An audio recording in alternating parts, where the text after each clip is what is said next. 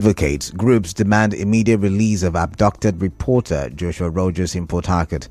Rivers State Government emphasizes drive to upgrade health sector. Rivers civil servants express concern over recurring national public holidays. Stakeholder, elder statesman challenge PDP national leadership to discipline FCT minister, take legal action against defected Rivers lawmakers. On the foreign scene, Germany passes law making it easier for citizens to legally change gender. I am Kalada Kurubatbo. Good evening.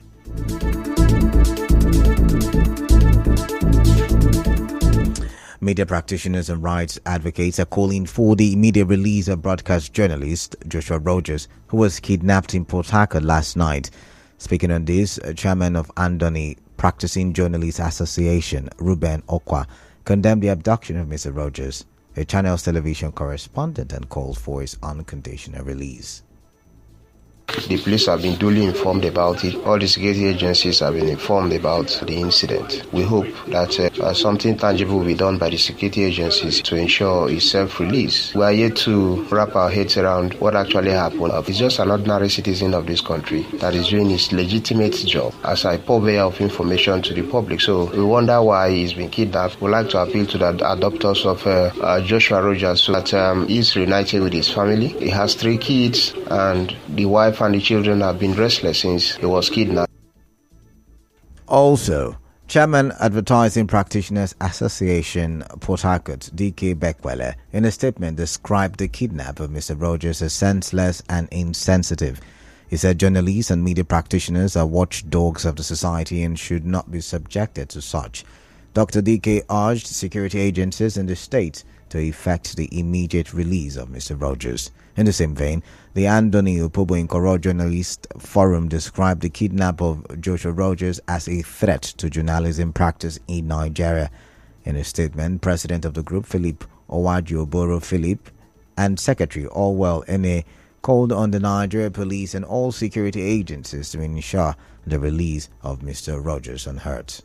Similarly, the IPC Center for the Safety and Protection of Journalists, ICSPJ Lagos, in a statement by its Executive Director Lanre Arogundade, signed by the Press Freedom Officer Melody Akinjian, said it is very disturbing that journalists and media practitioners have also become easy targets in the spate of insecurity in the country.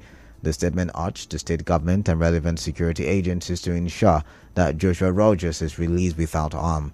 ICSPJ also appealed to other national, regional, and international media freedom groups, freedom of expression organizations, and human rights bodies to join in the clamor for the safe release of Mr. Rogers. On his part, human rights activist Charles Jaja, in an interview, urged the police and other security agencies to intensify efforts in ensuring that Mr. Rogers is released unhurt.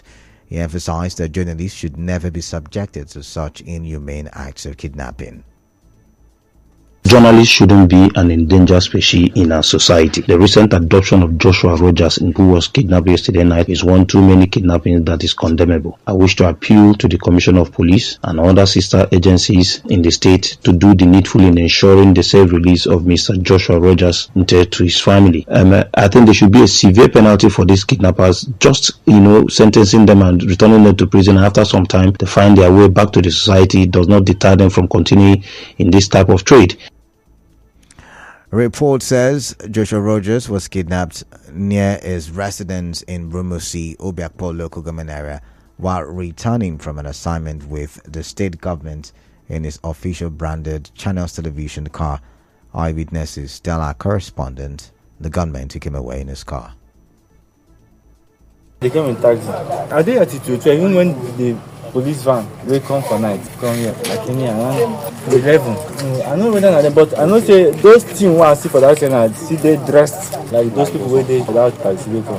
Some joined this car, some left with the other one. They were following him journey at his back. But I him no, and then two, no. But I know when he came, it wasn't up to 2 seconds. That car.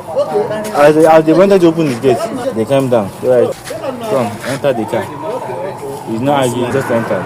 Say at night now, our street light not there on. Because if you like this is people like they all, they for don't lock that gate. But no matter how you can't arrest us here, they for lock that gate. Before you go shut the gate or you want break out, people for no. But here they that. Moving on, Rivers State Governor Siminalayi Fubara says his administration has started reviving the health sector in the state. He said the health of citizens is paramount if they must contribute to nation building. Governor Fubara said this when he received a delegation of the Nigerian Medical Association (NMA) at the Government House in Port Harcourt today. Any government that has the interests of its people must pay adequate attention to healthcare. Healthcare goes with development. Your workers need to be healthy, to be productive, and you don't have good health, then your people will definitely be underproductive. We approve the employment for health workers. We know that it's still not sufficient. This government will revive all the zonal hospitals. While we are doing that, the issue of the personnel will also come in because we need manpower to man those places. Earlier, the national president of the NMA, Dr. Uche Ojima, thanked the governor for addressing critical issues that were ignored by the previous administration.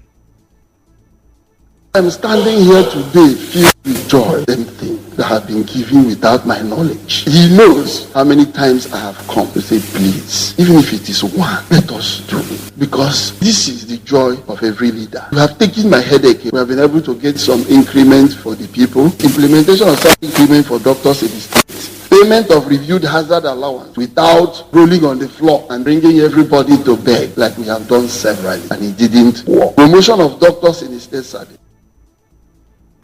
Correspondent Oyekachi Nwosu reports that Governor Fubara announced the appointment of Professor Chizindu Aliko as the substantive Chief Medical Director, Rivers State University Teaching Hospital.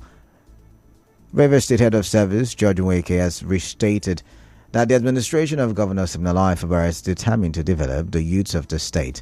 Mr. Nweke said the ongoing developmental projects in MOI local government area will impact the youths and attract development to the council. The head of service, who represented the governor, spoke when some youths from MOI local government area paid him a solidarity visit at the Government House, Port Harcourt, today. Any government that comes and say you will only settle for the elderly only, the chiefs only, and forget the youth, that governor is not working for the state. I'm happy that the governor came and has concentrated his energy on everything that will benefit the society, especially the youth. Now, what of electricity? Those things that youths can do with electricity, you can stay at home now and create wealth for yourselves and for the children that you are going to born. All the totality of what the governor is doing, when they are completed, or even as they started now, the youths are going to be utmost beneficiaries. And it's based on this that I want to thank you for recognizing what is good. Earlier, one of the leaders of the youths of Vamele thanked the governor for the developmental projects in MOL local government area. Siminalayi Fubara of recent has given MOL local government road that link from Elele to Omo. MOL local government have been in dark, no light. But of recent, he has approved that project to electrify MOL local government. The sack that was sacked by the MOL local government chairman, the governor has also reinstated them, and most of the people that have been affected are the youth, and that is why we say we must come down to pay His Excellency. Thank you. In another development, as work resumed today following a 3-day holiday to mark the end of the Muslim Ramadan fast, some workers at the Rivers State Secretariat are calling for a review of national public holidays. They tell our correspondent that the current economic challenges may worsen if holidays for religious activities are not checked. Last week was Friday, Monday, and this week is Tuesday, Wednesday, Thursday. That will affect the economy. There should be a review of this long holiday. At least once in the week is okay. Like the former one that was Friday, Monday. At least that Friday would have been better. The holidays disorganized people because we least expected it. Because normally from the calendar we saw Wednesday and Thursday, only to come up within the week to hear Tuesday. So it was a sort of in a total disorganized. Those that used to study and give us the calendar of this thing should look properly, instead of just forecasting wrongly, because as the economy is harsh, we don't need to sleep over. They should look at it again and give us a nice calendar. Well, at least let official days be official days. We know that weekend is always Saturday, Sunday. Let not much holiday comes in within the official days, because time is money. Our correspondent, who also monitored activities at banks after the holidays, observed that those around the East-West Road, Equatorial Road, Rumula axis of Aba Road and the State Secretariat Complex, West County. Some bank customers spoke to our correspondent. Today is Friday, that's another thing. And most Fridays just half day. So with this increment in the transport fare now, you now want people to come to and for just for half. Today being the last day of the week, of the working day, so people will feel that maybe if what they're doing is not too important in office, they will relax so that they will start work on Monday. For the bank, I think it's had an effect on the running of today's activity. The holiday actually affects the economy because people are not around. People that travel, they are not able to come because of today is Friday, and then so many people postponed their activities to Monday. We'll go for a quick commercial break, but still to come, PDP stakeholders challenge party national leadership to discipline FCT minister, take legal action against defected Rivers lawmakers. To stay tuned.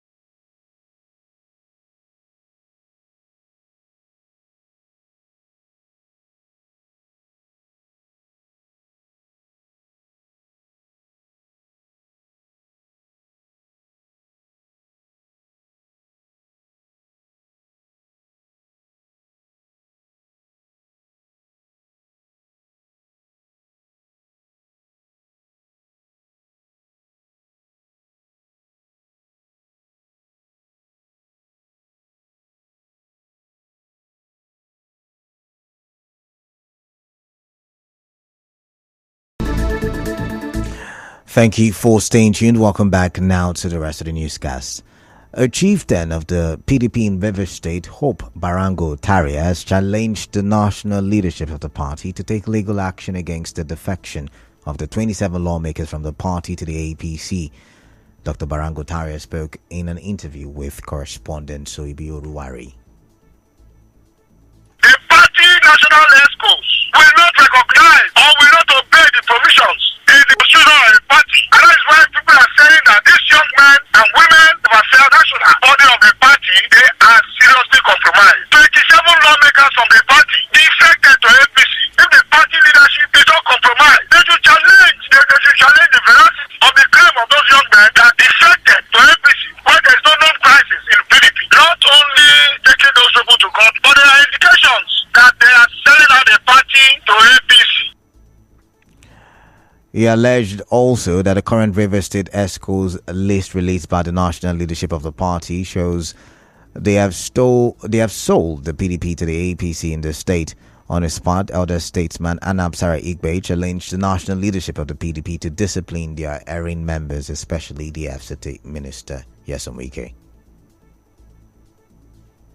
I've never seen this in the political history. I've been over 4 decades in politics in Nigeria. I don't see persons who are not principled as to say this is what I stand for. Politics is all about ideology. Politics is all about principle, manifesto. And so if a person now sits in between 2 parties and try to work for 2 parties, appeasing the party in office and also appeasing the opposition, everything happens in Nigeria. The judiciary on their part is not also helping matters.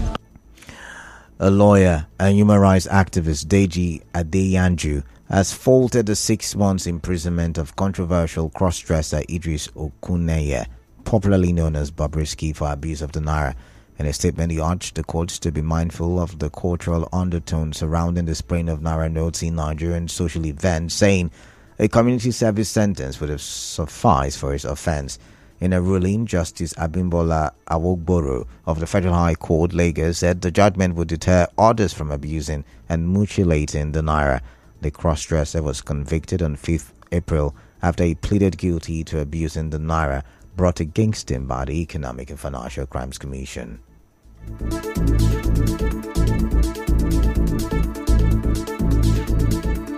And now, we'll bring you news from around the world.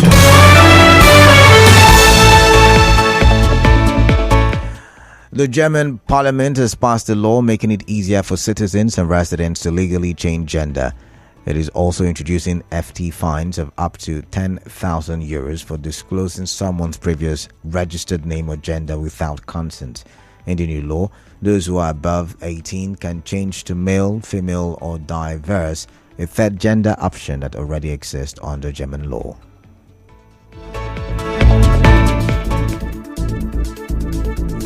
On the news this evening, you heard journalists and rights advocates are demanding the immediate release of abducted Channels TV reporter Joshua Rogers in Port Harcourt. Governor Fubara has emphasized his drive to upgrade the health sector. Rivers civil servants expressed concern over recurring national public holidays. PDP stakeholders in Rivers State have challenged the party national leadership to discipline erring members like the FCT minister and take legal action against defected Rivers lawmakers. On the foreign scene, Germany has passed a law making it easier for citizens to legally change gender. The news was edited by Constance Mega. To reach the news team, send an SMS or WhatsApp to 0808 721 7215. I am Kala Dakurubatubo. Good evening.